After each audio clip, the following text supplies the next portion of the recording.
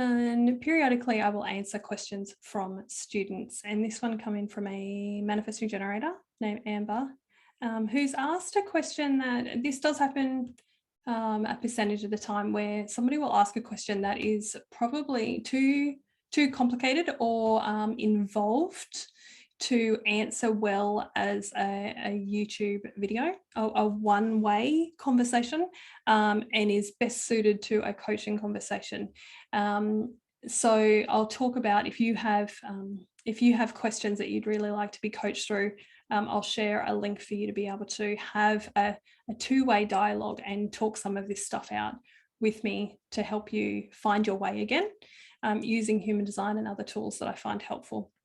But I do want to share the question here and see if I can shed some light on it, because I know that there will be some aspects of my answer that are helpful for some people. So the question is, if a man gen does not have projects or is lacking energy, does that mean they're not living in their flow? Is it possible that they could be depressed? And if that's the case, is the key to be open to opportunities and respond accordingly, so the energy will then flow? So let's pull this apart. If a man gen does not have projects to work on, there's two ways we can go with this. One, you may well really need to rest and recuperate. If you really are not seeing anything for you to work on, then that will be the divine beloved universe's way of saying, babe, rest.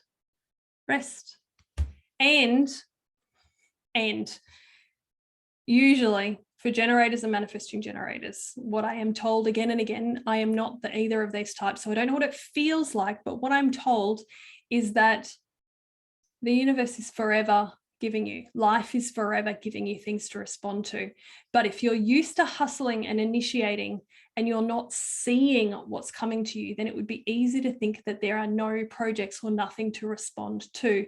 So sometimes it is as simple as shifting focus. Yes, you may need to rest some more, especially if, as Amber has mentioned, this like possibility of feeling depressed whilst could be a whole clinical medical conversation separately.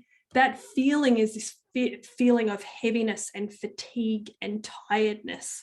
So yes, you may need to rest, and you can ask yourself sacral questions. Do I need to rest? Do I need to recover? Do I need some more downtime? And I'll share a video about sacral sounds and sacral session in below this video. But it may also be that you are just not seeing that life is giving you things to respond to all the time. So see if you can shift your focus to see where are the opportunities to respond that I'm not seeing. And there'll be little things all the time. And when I have coached generators or manifesting generators to shift their focus from trying to make things happen to purely noticing what is showing up in my day-to-day reality, what's showing up right now that I can respond to. Because you don't need invitations as a generator type. All you need is something in your external reality to respond to, and that's what gets you back in the flow of life. So lacking energy, not living in flow, is it possible they could be depressed? So as I said, depression can be a whole separate clinical medical conversation.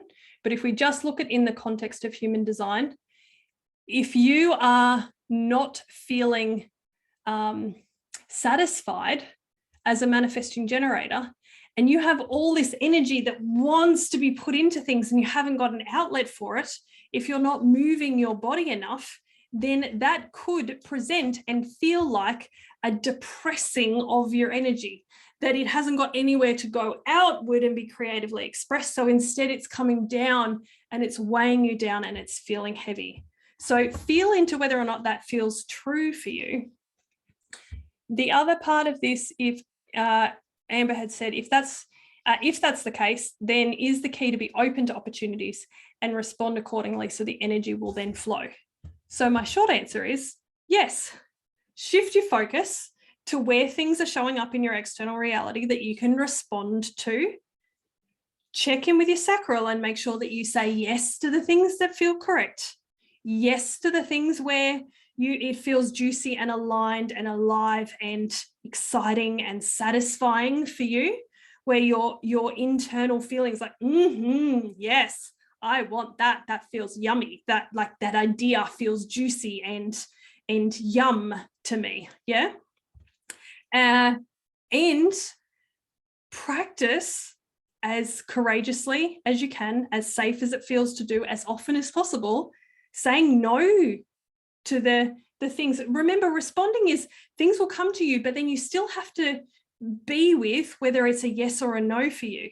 And if you can say no to the things that are not true for you, where your body pushes back, where you're like, no, where it doesn't feel good, where it doesn't feel aligned, if you can say no to those, then it helps you to also continue to stay in the correct flow.